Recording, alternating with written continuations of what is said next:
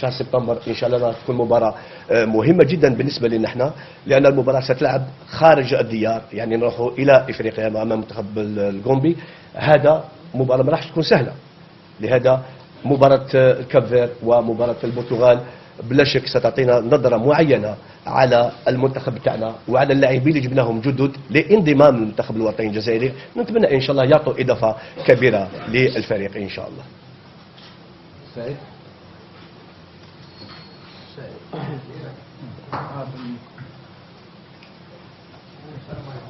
Salam. J'aurais une question pour revenir sur la décision. Je ne sais pas ce que c'est votre décision, celle du président de la fédération, de vous décharger de l'équipe intérim. On ne vous a pas entendu sur ce sujet-là. Qu'est-ce qui s'est passé? Bien sûr. Bon, c'est vrai, il y a eu beaucoup de spéculations. Il y a eu beaucoup de spéculations et c'est tout à fait normal. C'est tout à fait normal. Quand j'ai rencontré le président de la fédération, c'était même pas le cas Hadan Tkelmoualeh. C'est-à-dire dans la foulée, on commençait à parler et تكلمنا على الموضوع هذايا. ما تنساوش يا جماعه. اش دي à l'époque c'est لو اتفقت باش ناخذ المنتخب المحلي، انا بالنسبه لي مش منتخب محلي، هو منتخب، لان اللاعبين المحليين كان لازم اننا نعطوا لهم فرصه لكي يثبتوا مستواهم والانضمام للفريق الاول. حبيت ندير ام بتي ريزيرفوار دو ليكيب ناسيونال، وبدينا نشتغلوا من شهر اكتوبر، وحنا نديروا سيتي لا بيريود دو بروسبكسيون. هذيك لا بيريود دو بروسبكسيون وين حبينا نجيبوا احسن لاعبين في الجزائر. ممكن ما جبناش احسن لاعبين، ممكن، ولكن احنا مقتنعين باللاعبين اللي جبناهم لكي نعطي لهم فرصه للدخول بقوه الى المنتخب الوطني الجزائري.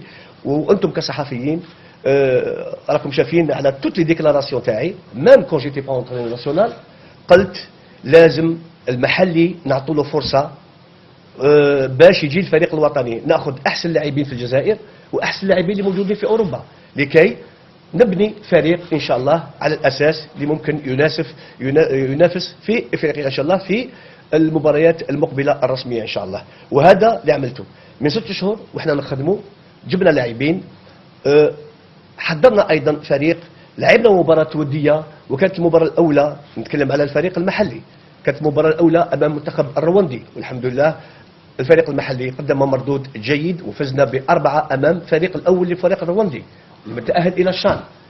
وكملنا مع هذيك السيره التربصات، يعني مره في الشهر نتلاقى مع اللاعبين ونتكلموا ونعطوا لهم الفرصه ونرفع معنويات تاعهم.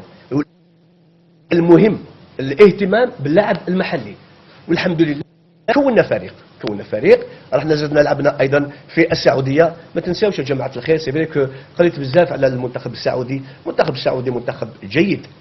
اهم شيء ان احنا كطاقم فني كانت عندنا الشجاعه ونقول نروح نلعب امام فريق موندياليست هو السعوديه مع اللاعبين المحليين.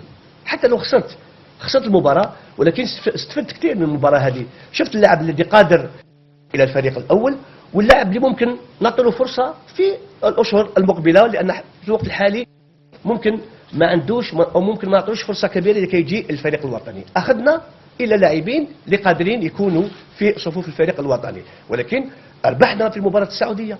احنا لعبنا، ما نتكلمش عن النتيجه، وشفتوا انتم المباراه، وشفنا ضربه جزاء اللي ما عرفش يعطيها الحكم، شفنا امور هكذا. يعني ما نحبش نرجع كثير، ولكن انا نشوف الا مردود اللاعبين اللي ولاو يلعبوا امام منتخبات كبيره جدا.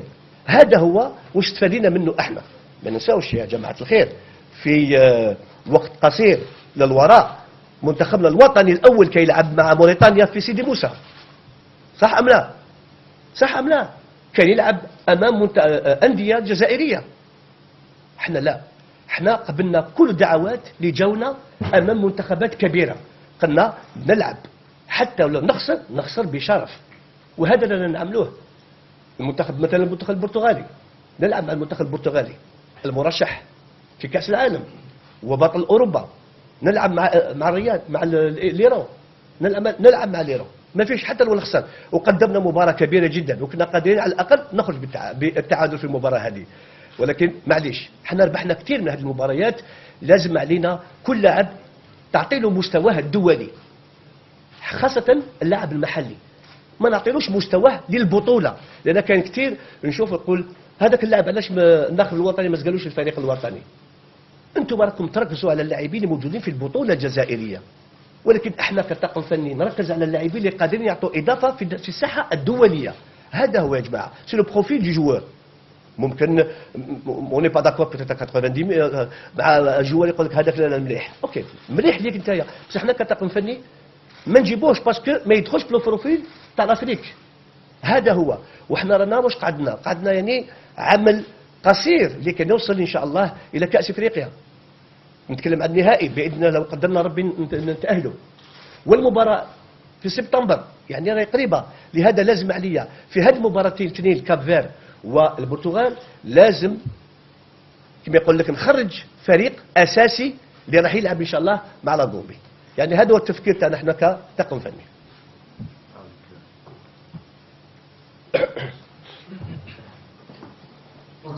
السلام عليكم. امين فقير من قناه البلاد. كنت حبيت نرجع لقضيه اللاعبين المصابين الذين اصبحوا شغل يرسلوا تقارير طبيه وما يتمكنوش للمركز تاع سيدي موسى. في رايك علاش شغل تبدلت هكا في وقت سابق كانوا يتنقلوا ويجهلوا يزيدوا يجروا فحوصات اخرى؟ لا هذا سي اكسبسيون. اللاعبين الوحيدين اللي كانوا مصابين وهو فغولي ما جاش، ومبولحي ثاني ما جاش، كان المفروض يجوا. شفنا كل اللاعبين في امام المنتخب الايراني باش نتفكروا، امام المنتخب الايراني بن طالب وابراهيمي ما جاوش لان انا صرحتهم والطبيب صرحهم، قلت له ما تجوش، يعني ما يجوش حتى النمسا لكي يشوفوا المباراه ويروحوا. ما حبيتش نجيبهم، قلت لهم خلوه او قعدوا تعالجوا في الفرق تاعكم. الان في هذا الطرابلس جاء لاعب حليش مصاب وجا، وهذا نشكره على الاحترافيه تاعو. جاء شفنا مع الطبيب، شفنا معاه، تكلمت معاه وقلت له تحب تقعد معنا ما فيش اي مشكله، تحب تروح تروح. يعني هو عنده ظروف ويحب يحلها خاصه في البرتغال وهنا في الجزائر، قلت له روح ما فيش اي مشكله. وكنت اتمنى يا جماعه، كنت اتمنى مبولحي وفغولي يفرون دو مان، يفرون دو مان. وي معليش. كمان السلام عليكم. كمان السلام عليكم. شيخ بالنسبه لمباراه البرتغال اللي حتلعب في نفس توقيت السيار، طلبتوا باش ربما تاخروا المباراه لكن ما كانش امكانيه بسبب البرمجه. الان كيفاش راح تعاملوا ربما مع المباراه؟ هل حتكون توجيهات خاصه للاعبين ربما الافطار او اللاعب صائمين؟ انت كمدرب طاقم طبي كيفاش راح تعاملوا مع هذه القضيه؟ نعم لازم نكون معكم صريح يا جماعه الخير. لازم نكون معكم صريح.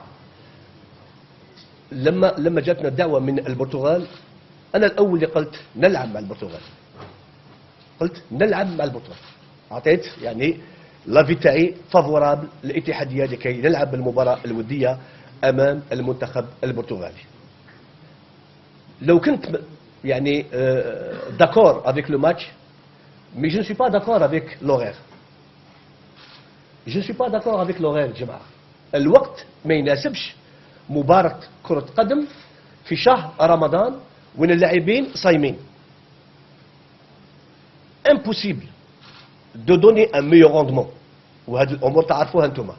اللاعب صايم ديرون قريب 24 اور باسكو لو ماتش سي 20h30 20h15 20h30، واللاعب صايم ويدخل امام منتخب قوي، منتخب مرشح في كأس العالم، منتخب بطل اوروبا وفي لشبونه.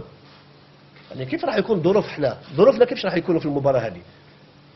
كان لعبنا في الجزائر والله بليزو موا شويه، ولكن معليش ان شاء الله البركه في اللاعبين، ان شاء الله يعطوا مردود جيد ان شاء الله، ونرجع بنتيجه ان شاء الله لترضي الجميع. حتى لو نخسر يا جماعه، حتى لو نخسر اربحنا مباراه ولعبنا، تبقى في التاريخ لعبنا امام منتخب كبير.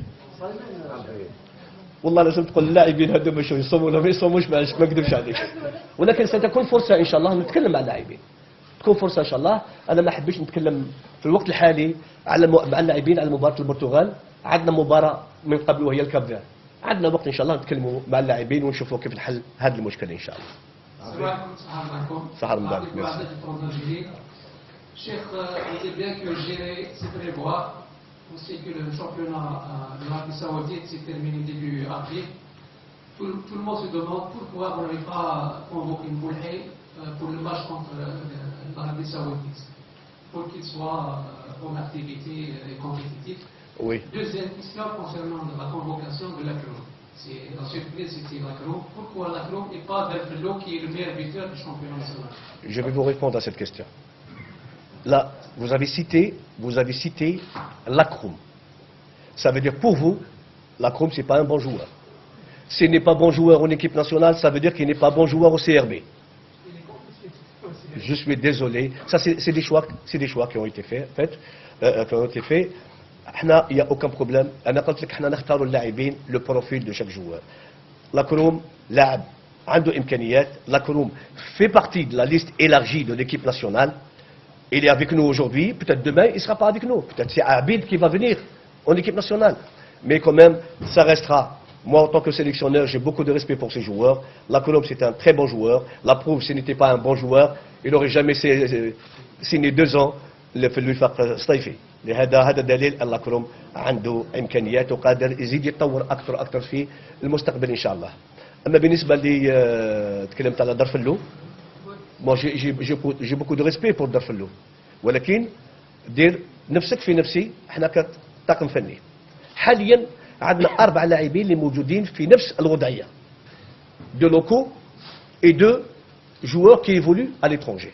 عندنا عبيد، عندنا سليماني، عندنا بوغلمونة، وعندنا بونجاح. يعني عندنا 4 لاعبين. كيف نزيد نلعب ان 5e افون سونتر مع كل هاد اللاعبين؟ عبيد c'est le meilleur buteur aussi. Eh ben oui. Non, ça veut rien dire. Écoutez, ça veut rien dire. C'est pas parce qu'il est meilleur buteur dans le championnat qu'il peut être le meilleur buteur en équipe nationale. En équipe nationale, on a des grands joueurs. Andna Slimani, même s'il ne joue pas avec Newcastle, mais il joue à Newcastle. Qu'on le veuille ou pas. Qu'on le veuille ou pas, les gars. Même s'il ne joue pas, même s'il traverse une période un petit peu difficile, mais il faut du respect pour ce joueur. Il a beaucoup donné à l'équipe nationale. Il va trouver un autre club, Inch'Allah, il revient à son meilleur niveau. Nous avons Bounedjah aussi, qui fait des choses extraordinaires avec le Qatar. Pas seulement dans le championnat, mais même avec son club, les matchs d'Asie. Abid, il est aussi meilleur buteur aussi à Adna. Bougelmouna aussi la même chose. Et ces joueurs-là qui font partie de l'équipe nationale depuis le mois d'octobre passé. Alors, moi je n'ai rien contre Boudarfellou, je lui souhaite tout le bonheur, Inch'Allah, et de jouer et de marquer. Mais, je vous dis, la porte restera toujours ouverte pour tout joueur censé rejoindre les rangs de l'équipe nationale. Il n'y a aucun problème. Seulement, au contraire, la preuve, mais le mois d'octobre, on a beaucoup de joueurs locaux et nous avons ramené des joueurs aussi qui évoluent à l'étranger. Il y a des joueurs qui évoluent à l'étranger qui ne sont pas venus aussi. On a choisi d'autres joueurs et c'est pareil pour les joueurs qui sont en Algérie. Mais ce qui est bien, nous avons des listes élargies. C'est le réservoir de l'équipe nationale. À tout moment, nous avons le réservoir. C'est bon? Pardon. Ah oui. Mboulhi d'abord, il joue à l'étranger. Non, oui, justement. Ah ben, je Nigel Ben Nasser, justement. Nigel Ben Nasser. Mboulhi, le club ne le laissera pas partir. Parce que ce n'est pas date FIFA, c'est moi qui vous le dis. Non, il ne vient pas. La preuve, il n'est même pas venu pour un match amical. Il n'est pas venu. Alors, il ne vient pas. Maintenant, je ne veux pas rentrer dans les détails avec Mboulhi. Bon, Empoli, c'est un peu exceptionnel. C'est un peu exceptionnel. Nous avons demandé, avec la direction d'Empoli, c'est moi-même qui ai parlé avec monsieur le DG, Andrea Boucci, j'ai parlé avec lui au téléphone, il a été très très sympa.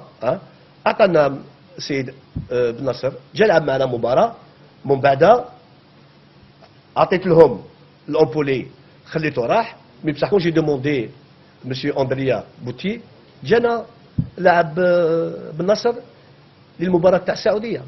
سي دي شونز اميكال اللي نستفادوا منهم هذه الامور. ولكن هكذا لازم نعاود نعيط كل اللاعبين، لازم نعيط الفغولي. وعلاش ما قلتيش الفغولي همانا؟ Je ne veux rien dire. Eh bien justement. Non, ça se fait pas. Non, ça se fait pas. Maintenant, si, hein, Le championnat est terminé le 12 avril. M. Belhaï aurait tout le temps de venir en équipe nationale. Alors il n'est pas venu. C'est bon. السلام عليكم. السلام عليكم. صحيح. الله يسلمك. كوتش نحب نهضر على المباراتين الوديتين اللي المنتخب الوطني مع الكاردر والبرتغال.